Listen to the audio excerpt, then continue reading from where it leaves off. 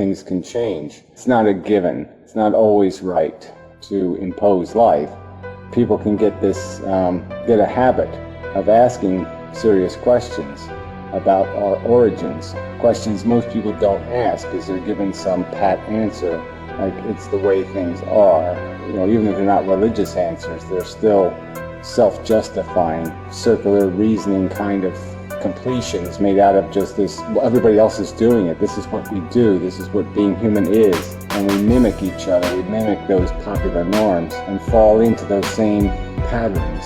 You could say it about almost everything that's appreciated by people. It all seems kind of arbitrary. It's not so much about what game they're playing, it's just a game. It happens to be the game they've grown up on. So whether it's cricket or soccer or football or baseball, none of them have anything of merit about them individually. It's just what you get caught up in. It's just what kind of food is to your taste, what acquired taste you acquire, what taste you acquire.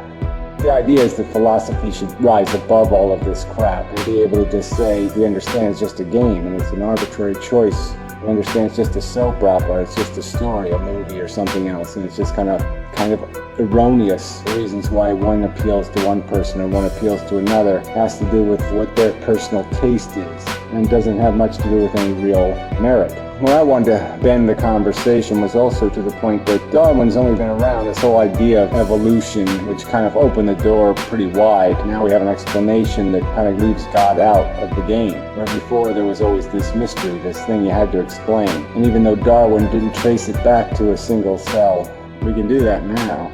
Indirectly demonstrate pretty conclusively what the story is here. There's no rational room for a God as an explanation. And all the God stories, none of that stuff makes any sense. It doesn't explain the genetics or the reality we live with or dinosaur fossils or any of it. So it's just stupid to waste time trying to make those stories make any sense.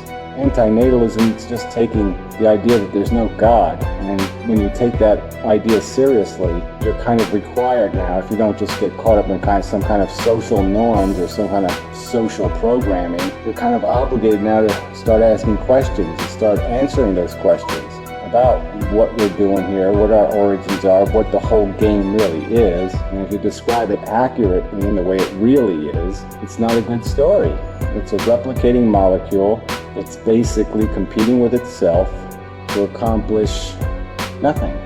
Just to keep rewarding one thing for being a little bit better than the other thing, and doing it in some sort of Thunderdome kind of atmosphere, some sort of winner-take-all, brutal, harsh contest. To do nothing more than put a hide on a deer so they can sleep in the rain. To do nothing but to put big giant teeth on a shark so it can more efficiently rip apart its dinner.